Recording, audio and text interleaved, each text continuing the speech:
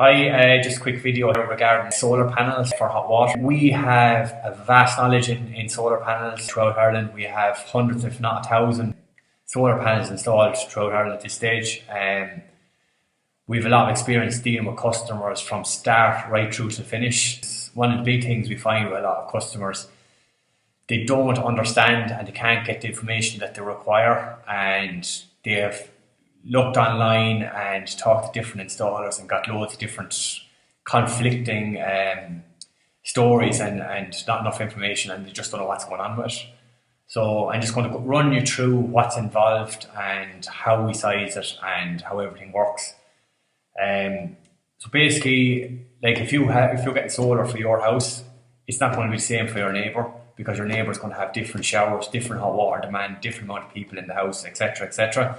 So it needs to be designed and fit for purpose. So the very first thing that we will do is when we arrive at a house, we will look at the size of the house firstly. Um, Now that is done for two reasons. One is to qualify for an SEI grant. If your house is built before 2011, you will get a €1,200 grant towards it. So SEI, one of the stipulations they recommend. Now, I personally don't agree with it, but if there's only one person in the house and you're living in a big house, you do have to put up extra panels to qualify for the grant, which doesn't make sense to me. But I'm not going to get into that right now. I'm going to get into sizing the house correctly for the individual that needs it. So when we arrive at a house, the cylinders come in different sizes. Your hot water tank, typically in a house, you will have a standard 100 litre tank. It may or may not be insulated, and just look, probably enough hot water for two people in the house in that cylinder. So the very first question we would ask you is how many people is living in that house. So, like for instance, it's 50 litres per person per day is how we size it.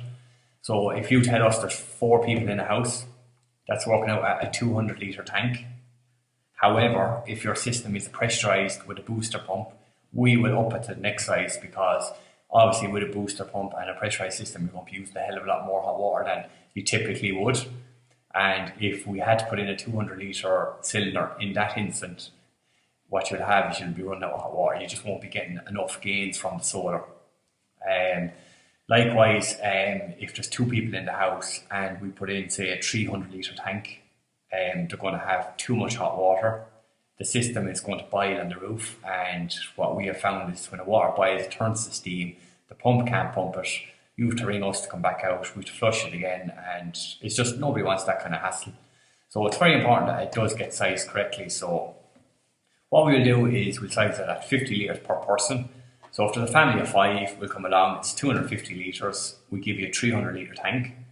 So then we size the solar to get the size of the solar that's required to heat that particular volume of water. So with a 300 litre tank, the solar we use would be Joule. So with Joule, Joule recommend a 40 litre tank, a 40 tube system to heat the 300 litre tank. So we'd install a 300 litre cylinder and put 40 tubes on the roof, which should comprise of two panels of 20. And that would give you enough hot water for 6, maybe 7 people, depending on the water demand in the house. And that whole system would take 1 day to install. If we're going with a 200 litre tank, you only require one panel on the roof, which is a 30 tube, which would be significantly cheaper. You're still getting the same hot water, just a lesser volume, but it comes down to the volume that you actually need, and very, very important to size that correctly. With Joule, Joule do a solar, it's called Joule Acapello. Joule Acapello are an evacuated tube as opposed to a flat panel on your roof, and they work out a lot more efficient. Solar panels have to face an orientation of south facing, and flat panels are really only at the maximum efficiency when the sun is shining directly on top of them.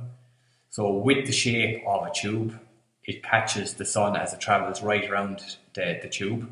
So like when the sun rises in the east and goes right around to the west, it's always hitting it bang on, and that's why you're achieving higher efficiencies with the tube. Typically, solar is installed in 1 day, maybe 2 days, depending on the installation. Sometimes we like to go over and take out your copper tank and put in your bigger copper cylinder into the hot press and reshelve it out for you. And we'll come back the second day, we'll fit the panels on the roof, fit your new controller and your new pumping station and your stainless steel pipework back down to the hot press. That's then filled with a glycol mixture which protects it from freezing.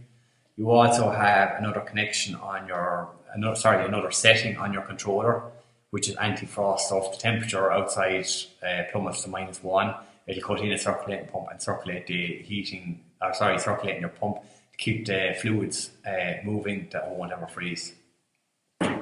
So solar generally gives you 60 to 70% of your hot water throughout the whole year, and the rest of it then is topped up. You'll have a backup on your tank by means of your oil or gas boiler, and also by your electrical immersion. You have a new one as well. But the biggest savings, what a lot of people just don't comprehend, is the fact that if your tank is already at 40 degrees on a winter's day, it takes very little for that to bring it. It takes very little to bring it from 40 up to 55 or 60 by means of the immersion or by means of the oil. It takes very, very little, as opposed to, it might take 10 minutes as opposed to an hour and a half bringing it from stone cold up. So there's your savings as well. Also, you're making money by saving on your showers as well, because if you have an electric shower, we do recommend taking them out and using a power shower and using up the hot water that's there, thus saving on your electricity costs for heating that electric shower as well. It also brings up the value of your house as well, so that's pretty much it.